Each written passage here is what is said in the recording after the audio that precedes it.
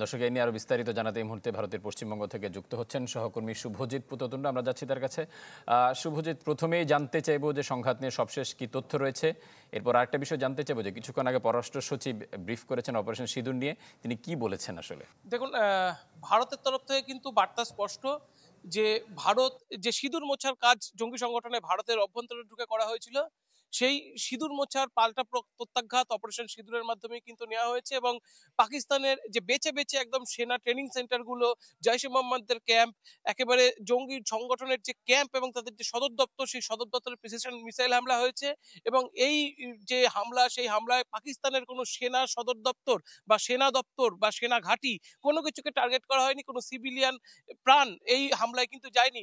ভারতের তরফে দাবি করা হয়েছে এখনো পর্যন্ত প্রায় ৭০ জনের কাছাকাছি প্রাণহানি হয়েছে। যে ৭০ জনের প্রাণহানি হয়েছে প্রত্যেকেই কিন্তু জঙ্গি সংগঠনের সদস্য।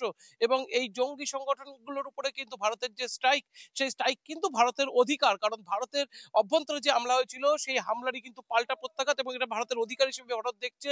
বিক্রম মিশ্রি তিনি কিন্তু তার প্রেস কনফারেন্সে সরাসরি জঙ্গি সংগঠনগুলোর উপর দায় চাপিয়েছে এবং পাকিস্তানকে কিন্তু তারা বলেছে, পাকিস্তানের স্পষ্ট বার্তা, যদি পাকিস্তান এর পাল্টা এসকালেশন চায় তবে কিন্তু আরো এসকালেশন হবে। অর্থাৎ কাল রাত থেকে, এই হামলার পর থেকে বিভিন্ন সেক্টরে, রাজৌরি, পুঞ্চ থেকে বিভিন্ন সেক্টরে যেভাবে পাকিস্তান গোলাগুলি করেছে, তাতে কিন্তু ভারতের তরফে এখনো পর্যন্ত 10 জনের গ্রামবাসীর মৃত্যুর খবর কিন্তু এখনো পর্যন্ত বলা হচ্ছে। এবং কাশ্মীর জুড়ে কিন্তু একটা অচলাবস্থা তৈরি হয়েছে রীতিমতো। সেখানে বলা যায় একটা মানুষের মধ্যে ভয়, আতঙ্ক সেটা কিন্তু কাজ করছে। যদিও ভারতের সেনা তারা কিন্তু প্রচন্ড অ্যাক্টিভলি টোটাল কাশ্মীর জুড়ে কাজ করছে। পাশাপাশি একেবারে রাজস্থান থেকে শুরু করে গুজরাটের যে একেবারে যে বিস্তীর্ণ সীমান্ত এলাকা, সেই সীমান্ত এলাকা কার্যত সিল করা হয়েছে। গোটা এলাকায় বিমান চলাচল ইতিমধ্যেই বন্ধ করে দেওয়া হয়েছে। কালকে রাতে হামলার পর থেকে কিন্তু বন্ধ রয়েছে। এবং বেসামরিক বিমান চলাচল কর্তৃপক্ষ কিন্তু তারা বলছে আগামী অর্থাৎ আগামী ৪-৫ দিন যতক্ষণ না এই অপারেশন এসকালেশন কিছুটা কমে আসে, ততক্ষণ কিন্তু বিমান চলাচল পর্যন্ত বন্ধ রাখা হবে এই এলাকায়।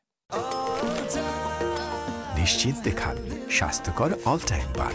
All time healthy life.